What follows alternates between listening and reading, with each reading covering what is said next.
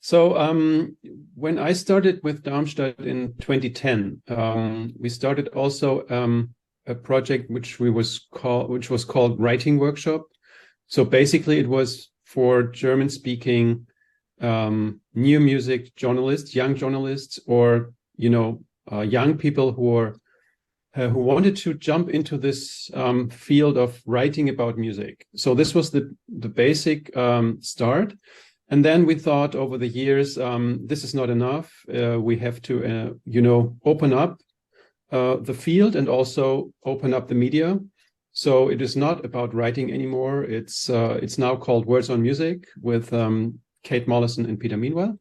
And the idea obviously is this reflection on contemporary music, performance, art, whatever is involved in Darmstadt. We would like to have this mirror with different media, which is podcast, which is can also be a short feature on a radio station. It can also be a written text. It can be a written blog. So this thinking of tri-media reflection on what we are doing is substantial for Words on Music Workshop. Since our community is so international and our course participants are so international, I thought it was very, very narrow, or too narrow, just to do the workshop in German. That's very easy. And so we have, we are doing it in English, obviously, but, we have participants from Asia, from Poland, from South America, who all speak English, better or worse, but I think the idea is to have a very international community also in the Words on Music. And people from Asia are going back to going back home and bringing back what they experience in Darmstadt in all ways. So it's the instrumentalists, it's the composers, it's the Words on Music makers that go back and maybe start this discussion or this dialogue or in their home countries. And I think that's important. We have 450 people from over 50 nations. And for us, it's something, I mean, Peter and Kate are doing the workshop, absolutely on their own. They have their own agenda. They have their own thematic fields. I'm not interfering there in any kind. So it's something I don't comment, I don't curate. I'm just, it's a project that's, sometimes it's running, let's say, independently, which I think is very important. And we are not, asking Peter or Kate to do something positive about the summer course. So they can be critical, they can be really skeptical what's going on. They don't have to support us. Breaking the bubble is, of course, a very important thing. And these young people who are in the Words on Music workshop, they are not, journalists, they are not musicologists. They are coming from very different fields, but they are interested in reflections. And I think they also reflect on the format on the kind they are presenting. Yeah. So if maybe a written text is different to an interview or to a podcast or to a piece for the radio. So I think what Peter and Kate are doing, they are really open up the minds, and also this is the result, or the result will be that these young people are maybe changing their thinking, also the making of on new music.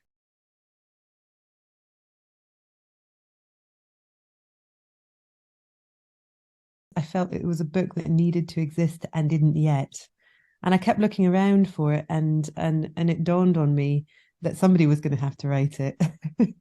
And it was also very practical. I work for BBC Radio. I'm involved in lots of different kinds of programs on BBC Radio, both the New Music Show, which is a designated place in the schedule for new music. And on that program, we really don't have a problem at all with diversity. It's extremely easy to balance gender and to be very global in the kind of music we're playing.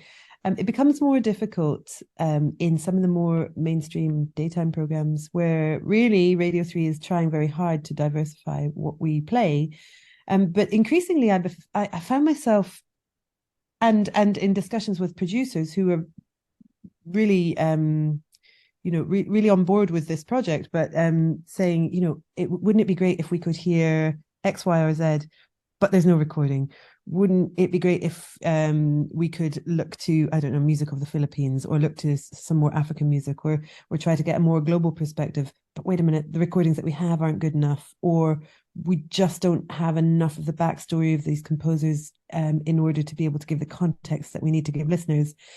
So in a way, my response was to think, well, I think stories are important in terms of getting that ball rolling, and recognizing that there's an enormous gap. So I think there's clearly an enormous gap in terms of the historical narratives that we continue to tell ourselves in terms of what classical music is and who it can include. But that was my starting point. So really, really a place of pragmatism and wanting to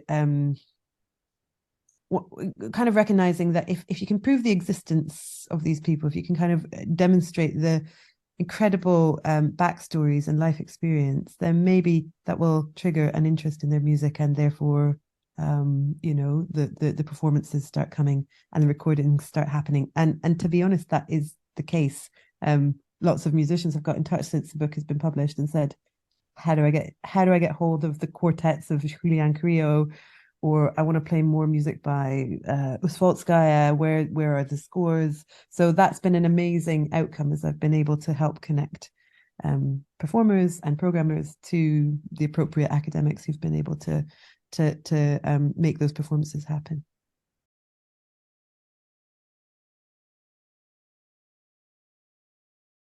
I feel incredibly lucky that there is a recognition from the BBC that new music has an important place in what we do.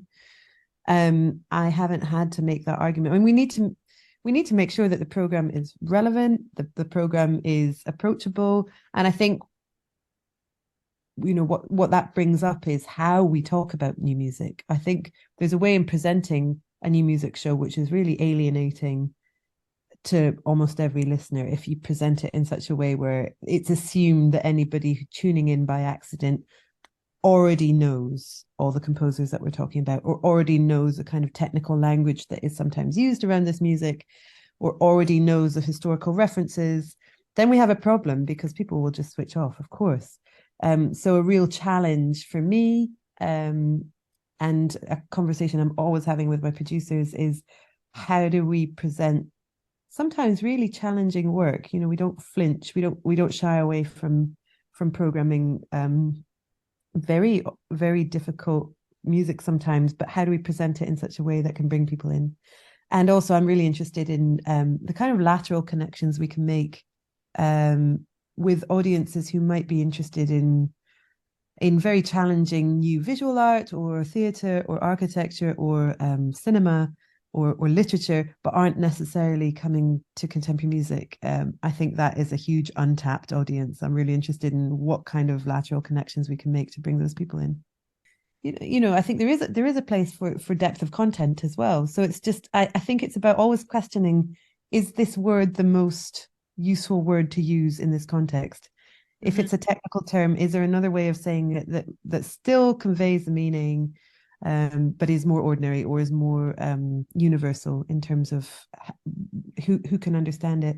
Or it's about reaching for parallels, or kind of descriptive angles that are ear-catching, or maybe kind of draw connections with other parts of life that you wouldn't necessarily expect in new music, but still mean something. Because as I say, it can all become a bit meaningless if you just kind of use kind of subjective emotional terms. So it's a tricky thing. I'm constantly trying out new ways of doing it, but I hope. I think something else you referred to is in the book, the quite personal way of writing it, and that was a deliberate decision. So every music history I've ever read almost every music history I've ever read, certainly in classical music, has been very authoritative in tone, very impersonal, really, a third person narrative voice, and that kind of authoritative perspective, which is to say, this was the way, this was the way of things. This is the official version of events.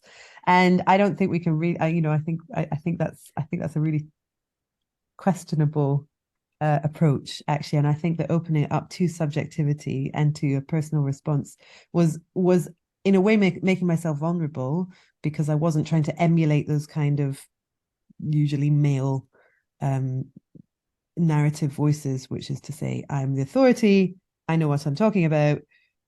I've done 50 years of research on this subject, and here I am unfolding it to you.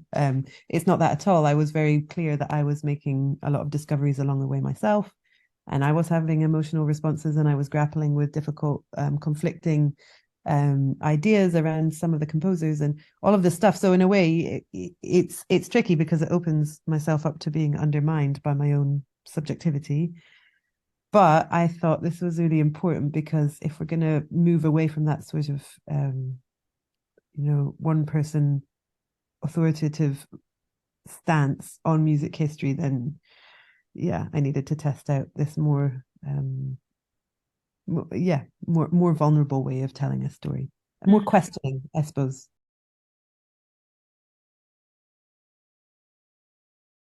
They're serious in content, but they're it's all about how to, as I said, how to use language playfully. So anybody who wasn't interested in that wouldn't have signed up.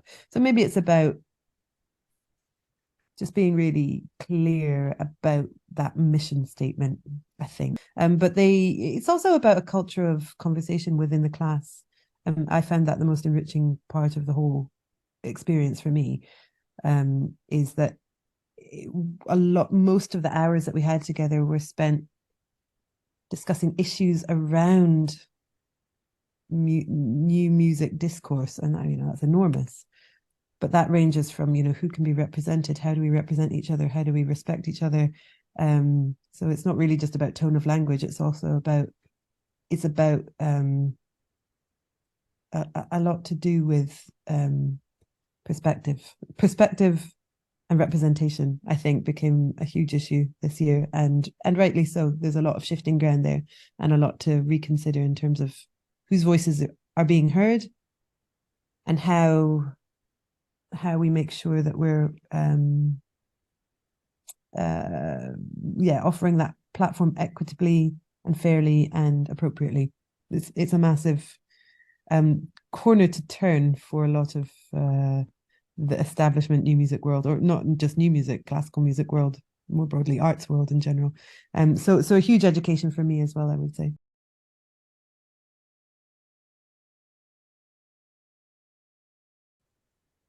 I think more and more I like something that feels immersive, complete, unstuffy, unpatronizing,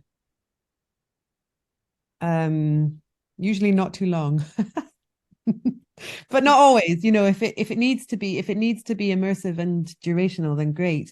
But there's something about I by and large don't want to break down that totality of experience. I want to be completely enwrapped in something, and then to be able to go away and discuss it with my friends or whatever. In terms of the context, then how does that happen? I suppose what I mean is, I'm very unlikely to go to a concert now where there's, I'm in an audience, there's a stage, there's an ensemble on the stage, the person gets up and does an intro. The next piece we're going to perform is, and then gives a little, rundown of it, and then plays it. I feel that stilted concert format is not the most effective in terms of visceral emotional kind of experience for me. I love something that is more situational, maybe. It doesn't mean being outside of a concert hall. Sometimes concert hall is the most beautiful and appropriate place to have a performance. But I think it's about respecting the material and doing what is going to be most powerful for that piece? I think so. I think having a conversation about material is no bad thing, is it? But I think it can also be a podcast. It can also be, there's times and places, just the practicalities. I have a small child now. I am very, very, very short of time. The luxury of being able to go to a performance is a really rare thing for me now because I have a toddler at home. And this is a reality that I think I never appreciated for a lot of people until I was living it myself. And so I'm a lot more aware now of demands on people's time or ways of programming that then necessarily excludes people who aren't able to, come 2 hours early for a concert talk or whatever. So why can't that material be made available as a small podcast or a short video or that kind of thing? It doesn't have to be technically demanding. I don't think there has to be a lot of, to make a little podcast, you can do it on your phone. It's really easy, and you upload it and there it is, and that can be really enriching for people, I think. So I suppose, yeah, I think there's ways of inviting in and giving them that kind of enriching content that doesn't demand them sitting for an extra couple of hours before a concert.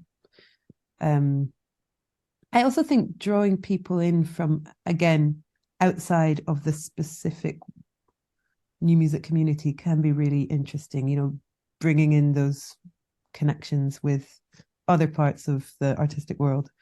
It both connects to different audiences, but it gives a different perspective that I think is really useful. Just on Saturday, I was involved in an event in Glasgow where a composer called David Fennessy has written a huge piece called Conquest of the Useless, which was inspired by Werner Herzog and the making of Fitzcarraldo.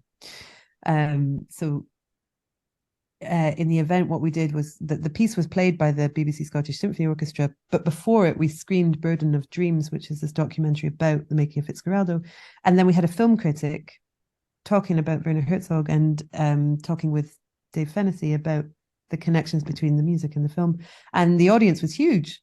And I think there's a perfect example. I think a lot of people came because they're really interested in that film and the film history and the whole kind of epic narrative around it. And then that connected, the piece connected with them in a very meaningful way because they were able to make those references. So I think that's a neat example.